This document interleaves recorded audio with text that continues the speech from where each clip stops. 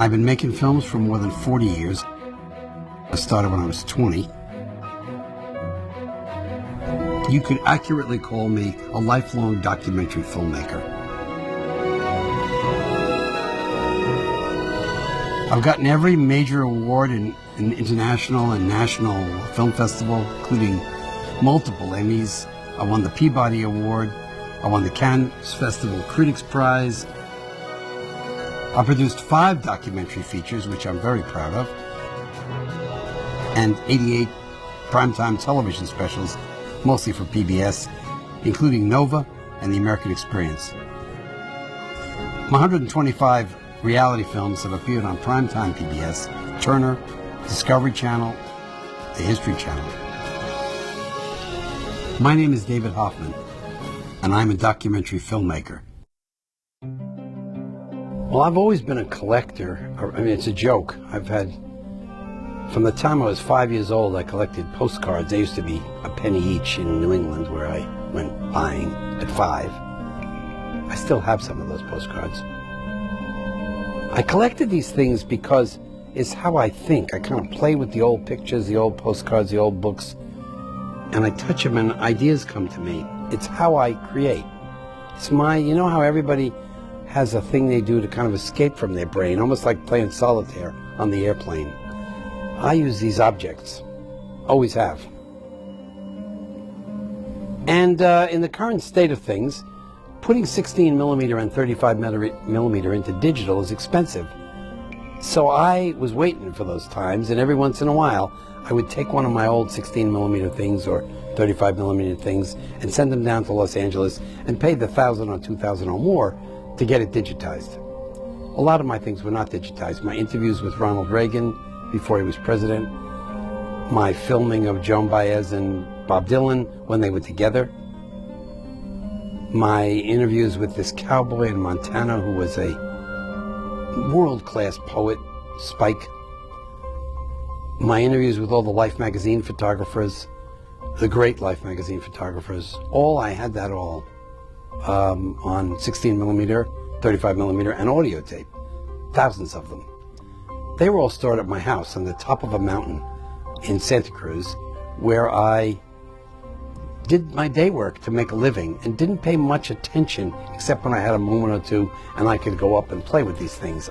I also had thousands of photographs, thousands of LP records, magazines that I had collected. All of it I had ideas for that I was going to do in the future. And I went off to work on February 15th, 2008, over the hill on Route 17. And when I got to the very top, on my way to Google, where I was a consultant in video, my wife calls, says, the house is burning down, turn around. I turned around, I drove down 17, across to where I lived, at 120 miles an hour, not giving a shit if I was going to get stopped. And as I came into Scotts Valley, I could see smoke rising from the top of the mountain. That was my house. I had no other thought but the security of my wife and my children. The things didn't mean anything. Drove back up the driveway. There's fire trucks all around, hoses, people running. And I look over and my house is burning, all these things. And as I'm arriving, the second floor with all the film, thousands of films, crashes through to the first floor of the garage. My wife is standing outside, my 2 children in the car, completely safe. And I run up to her and scream, it's going to be all right, it's going to be all right. Screaming. She says it's quite a memorable moment. And in my mind, I calculate the present and the future. The past has no meaning, because it happened. The present is what I'm in. I got to figure something out. The future is where I'm going. What can I do with this? I went up the next morning, called people I knew around town, and some others who came to help, about 30 people. And we started to dig through the rubble while the smoke was still there, and we found stuff. Pictures that were burned around the edges. Books that was burned around the edges. And we laid it all out. It went all around the house, thousands of things. And I began to look through these things. Rain was coming in 2 days. I had to pick what I'd still want to see, what spoke for me. Some people I know have never gotten over those tragedies.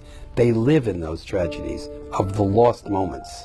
And I think it's much healthier to look at every tragedy. Fire is a tragedy, particularly when you collect stuff with your collector mentality, and 16 millimeter can't be replaced. And I turned it into something yet unfinished. This place makes me happy. I don't think I've ever let a video person, camera person into this room. This room is the result of my fire, and there's a lifetime of my collections, the ideas that I had for the future and the past, photographs of my family, my father's paintings, sculptural things that matter to me. This is a rich place, and every time I go in here, I feel good. I instantly feel like this is home to me, boy. I mean, this is like a box of photographs that I am assembling because I love how people look in a still, the mood of a time. Now, not all these are great pictures, although I'm damn good at finding the ones I want. I know exactly why I want. I'm very interested, for example, in scared people, like the girl on the left. So I'm collecting it. It's one of my categories that I'm collecting. I'm interested particularly in women photographing other women. That is a major fascination. I came to the conclusion by looking at all these pictures and by looking at shadows of people that when women photographed each other without men, they behave differently. They're more sexual, oddly enough. They're less posed. They're having more fun. So I got a whole thing going with women photographing women. I'm very interested. I've been a collector all my life of photo albums. This particular album is glorious. It's some girl in high school. Usually high school is a time when people are very revealing of the mood. I don't have video, but I can, you know, with modern technology, you can make film still into motion. I do that. Here's my Nagra. I have two. My Nagra 4.2, the first stereo Nagra, 40 years old, was a great work of art. It is beautifully made, every little switch. This was the sound recorder that recorded audio tapes that were of the most ridiculous high quality, and that was 26 pounds, so you could carry it. It's still a great recorder. They sell for more than $1,000 on eBay. Hey, here's something interesting. I did this when I was 10 years old. Pardon me for falling on my own boxes here. Now, let me just pull out one of these things. Oh, I'll pull out this one. I told you I was a collector of postcards in New England, and these albums I made as a boy. And this particular one, which really I loved the Germans were the great printers of the time, and they figured out how to print a image on an embossing with full 26 colors, including gold ink, gold paint.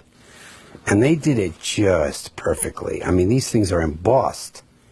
The paint is perfect. So I used to buy them all over New England, and I collected, and I still love, and it didn't get burned in the fire. And why it didn't get burned in the fire is because my wife, disgusted by all this stuff, saying, you know, in New England, where you come from, David, this stuff stayed in the barn, not the house, asked me to remove it. So I got a metal container, which I had in front of my house. And because of that, everything that's here was in that metal container and didn't burn. So I lost my film, that was in the house. But all these wonderful old books that I've had, I'm very interested in patriotism, you know, like Uncle Sam. This, I bought two of them when they were first made in 1976 because I thought, man, that's America. I don't mean that that's the essence of America, but I believe in these things. I'm very interested in hand painting. This is a hand-painted photograph. I was an early activist in the civil rights movement, I picketed when I was 16 the Woolworths near my house, and got arrested, in fact. So I'm always interested in how the black man is being perceived, not just the racist aspects of it, but the somehow subhuman aspects of it. And I now find that there are black people who are also collecting that stuff. I'm certainly not alone. There were new things. I mean, this thing I bought just less than a year ago, but isn't that great? Gnarly Teeth. I mean, that is a wonderful piece of Americana.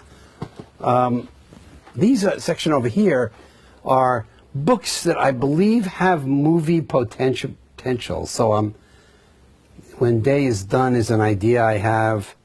It's kind of the end of your life sort of a movie.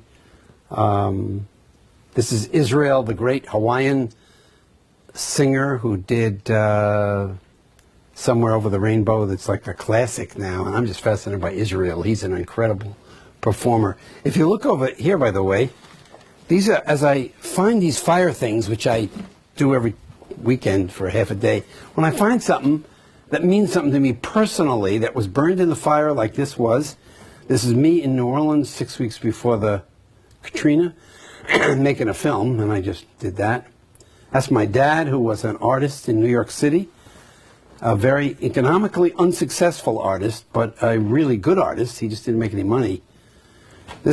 Went to Israel, went to the Wailing Wall, one of the world's nuttiest places to be.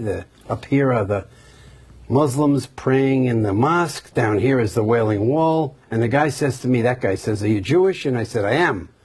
And he said, "Well, you got to do this thing." And he wrapped me up in these things.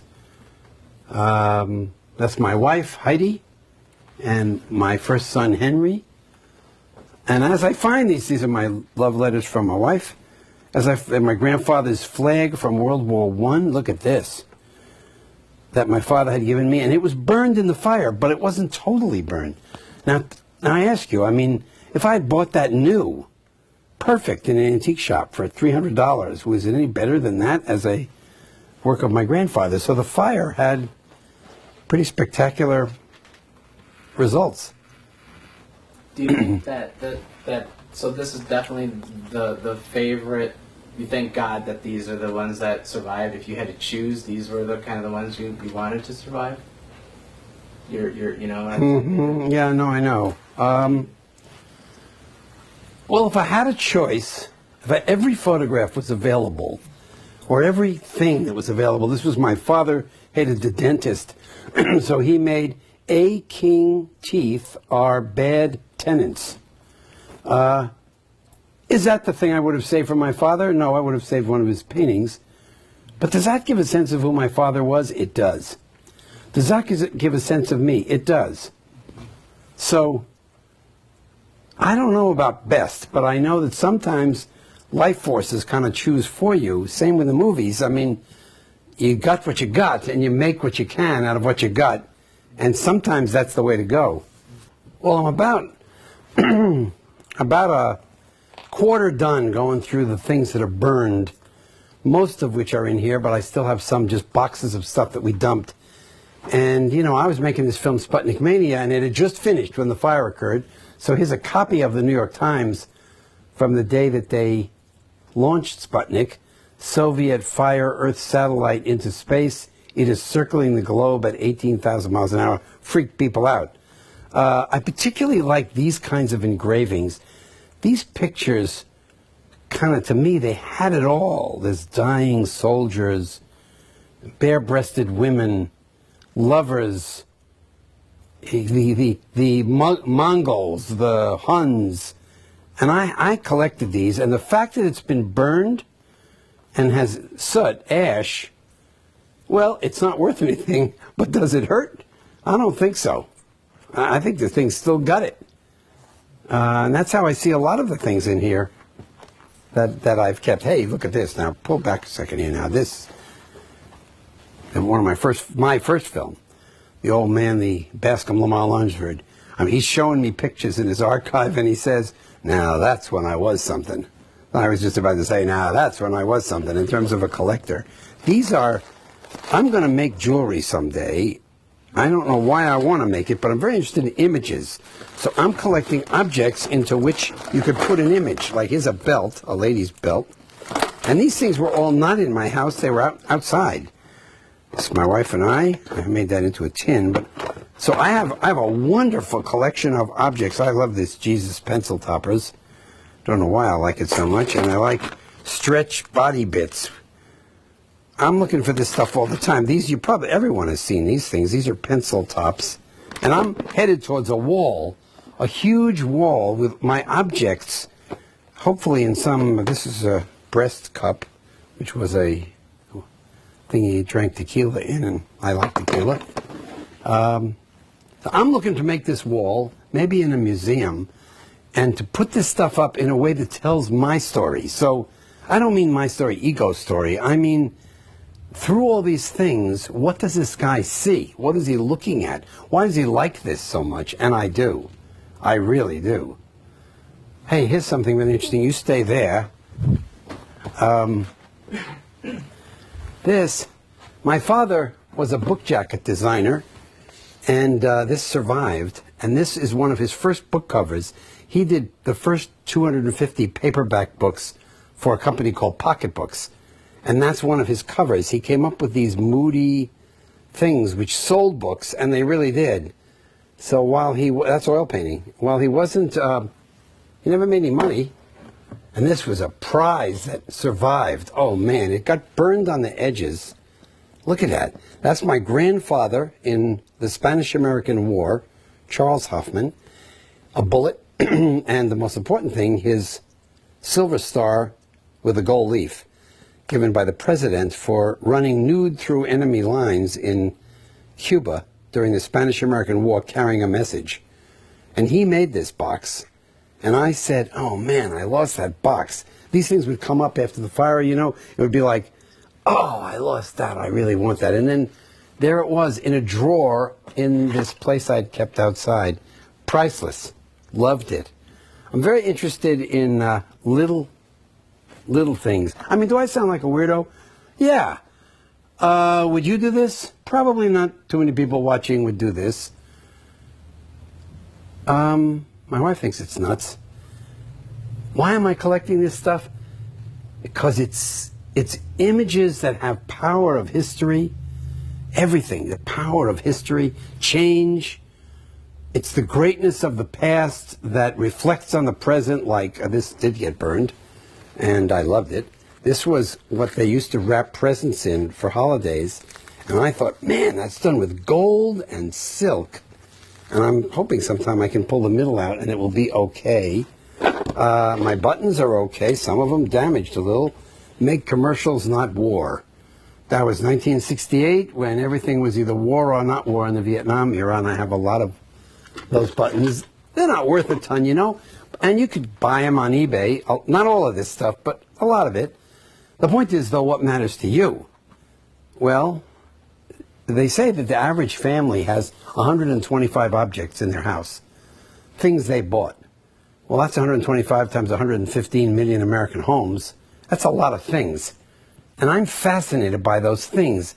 Not necessarily the valuable ones, but the ones that radiate to me. I mean, if I could show you. By the way, that's my father's first painting when he was a student. It survived damaged. It's 1954. That's Rhode Island, where I come from.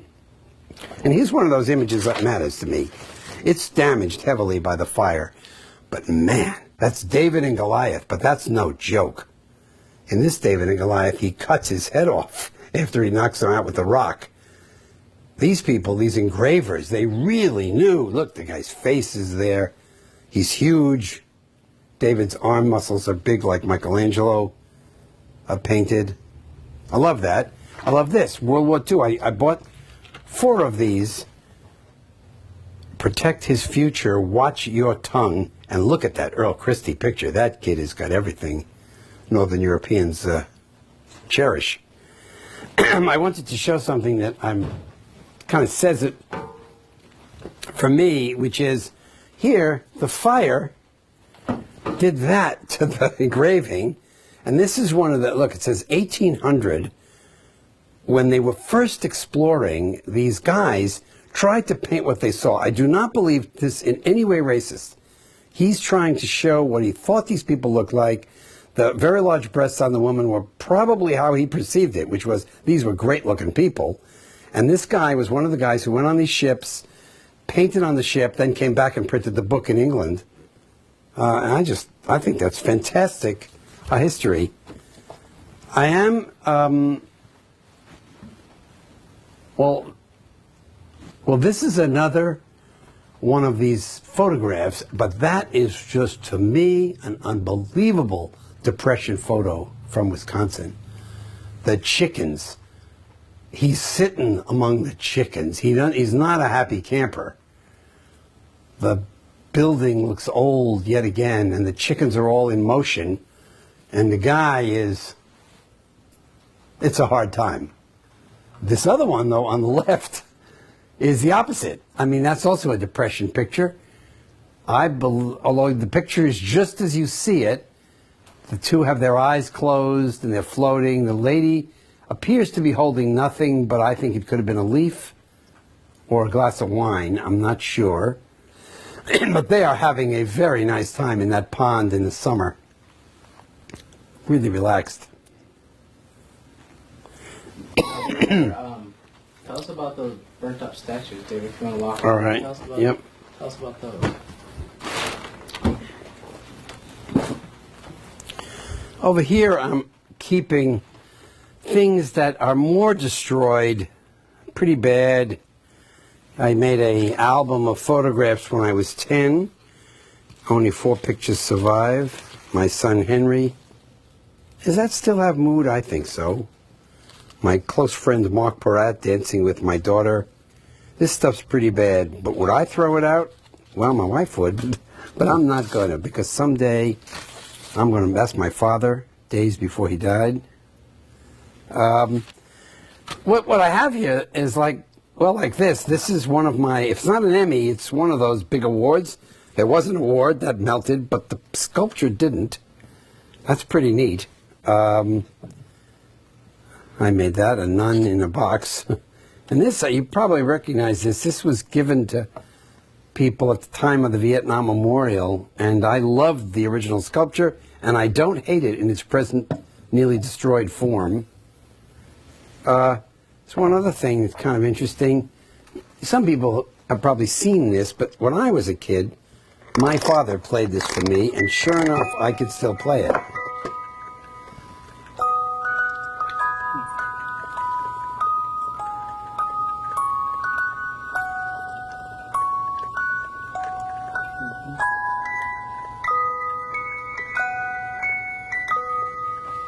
Pretty nice.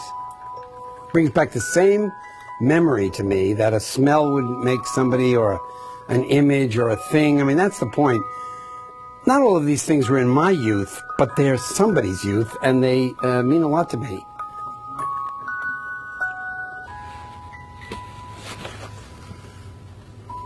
Wait a minute, hold on here.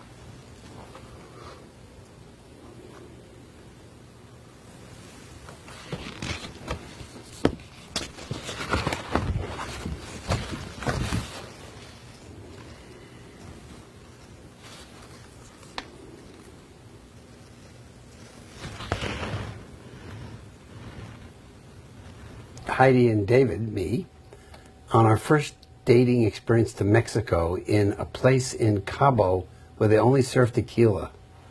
And that was a picture that would have been lost, and there it is, man, it survived. And look, it burned around the edges, but all the essential fun we were having at that moment is there. I'm working on a film on what the things that I kept from the fire mean to me, making it for my two sons, so that someday they will look at this burned out nothing and say, why did my father keep that? And I want to tell them, what do I see in that? What do I hear in that? Why is that a story that interests me? I haven't made that movie yet, but I'm all set up to. I have my HD little camera and my little mic and all my things around me in this crowded space that every collector will know, though it looks disorganized, is becoming organized. I'm headed towards something. Has it changed my life? Well, it got me into Santa Cruz, one of the greatest towns. I was living outside it. I now work at home, where my boys are right near me. I could have made money out of those things, and this is a good lesson, and I didn't have any insurance on my film. I only had insurance on my personal effects. All those assets just gone. And I think the lesson is that if you think about your own life and the tragedies and turn them into positive things, they're very great moments for creative result. My view is the ordinary citizen, particularly with today's technology, can be highly creative, extremely individualistic, just by following a set of techniques that you don't have to be Shakespeare.